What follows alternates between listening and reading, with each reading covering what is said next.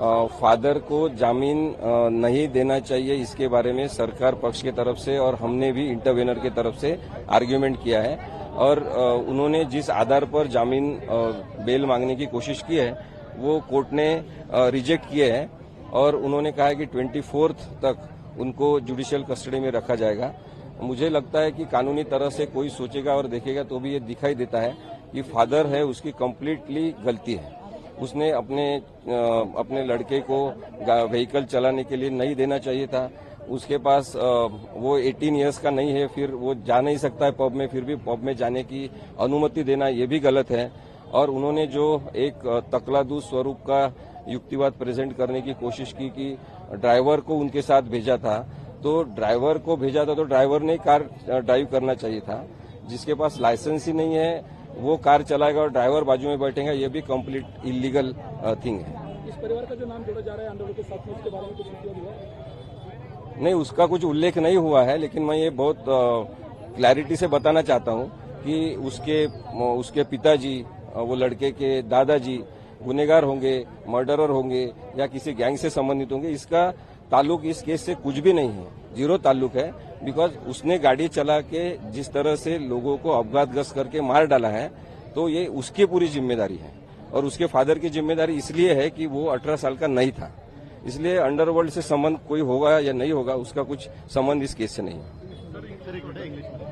Sir, what would you like to say? There was an argument about this case right now. What happened exactly? The case is well discussed now throughout the nation because the way in which the accident is committed was completely rash driving and driving under intoxicant influence.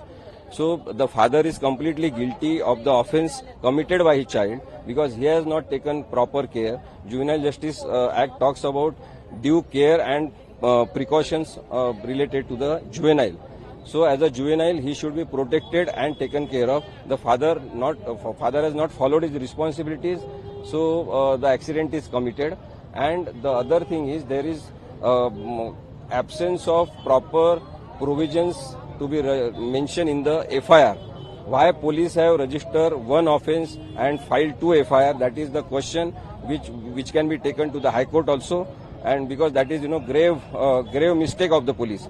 Then there is no mention of Prohibition Act and its provisions.